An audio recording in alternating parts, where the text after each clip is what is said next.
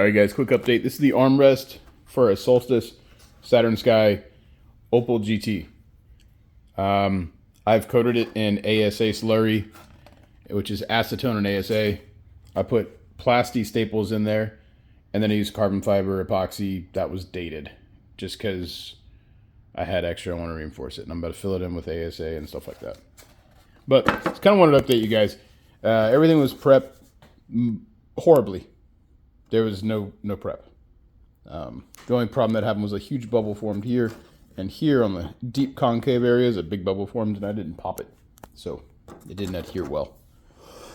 I apologize. I'm from Colorado. You know what that means. But the shape's pretty much been restored. The profile on the front, I can now just add a little more ASA and trim it down, and then I have almost the whole profile done here. And then I get to sand it back down, and then I'll carbon fiber it. Got a roll of carbon fiber back there. So we'll be throwing that on there, seeing what happens. Oh, by the way, these are the rear brakes for the Camaro. The only reason they're not on is because they require a different spline CV shaft, and that means I have to send these parts off to an axle shop. And I made no budget for this project. Actually, this whole project has to fund itself. Let me explain. I have to sell off parts from either donor car or from views and monetization. This car is not allowed to get money thrown at it. It can only use the parts it has to pay and start it off with. And we can't just spend money on it.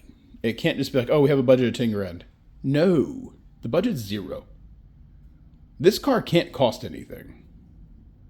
So think about that throughout this whole project is, as I sell off a Pontiac Solstice convertible top, which we don't use anymore, I can then buy brake rotors.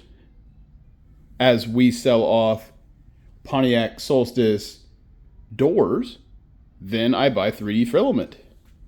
So this car's that I had laying around from old projects that I had when my warehouse shrunk down. The landlord doubled rent on us after we did a bunch of improvements. The place was beautiful after, gorgeous. And now it's been 2 years.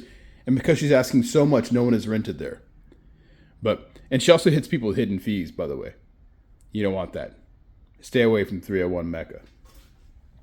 All right, back on there. This build itself does not have a huge budget. If I have to go in like $20 on something at AutoZone or a real quick pot shop stop, I'll do that. I'm not even gonna think about that or count that. Because I've made more in parts selling on these cars than I have actually put into it. I spent more in grinding discs than I have on the headlights, the front bumper, and the wheels. And I've only spent $100 in grinding discs. So think about that. This car has been the ultimate budget build. That is a Ford Mustang Fox body roll cage. That is an old busted Saturn Sky Pontiac Solstice steering wheel. It is busted. We don't have an interior on this car because you know what I did? I sold it. I sold it to build it. This piece of metal costs $180. Well, not just this one, but it's all dirty from dust, but that's like a suede, micro suede dash we did on the other project. The rest of the metal's back there. That cost $180. You know what I had to do? I had to sell the interior. And I did it with a big smile. Because I said, I don't need that. And guess what? Now I want the headliner back and the door panels, the door cards. So, hey guy, I'll pay what you paid for. Come on, man, I want the door panels. No, I'm kidding, I don't care. The roof's progressing along well. That's my daughter's Baybell cheese wheels. She was here shortly before the video started. And we're just doing a little graffiti together. The window tint was ordered, and it should be arriving this week. We now have, out of 6 windows, we have 5 out of 6 windows installed. It's time to put window tint in. I'm missing the driver the whole driver door panel.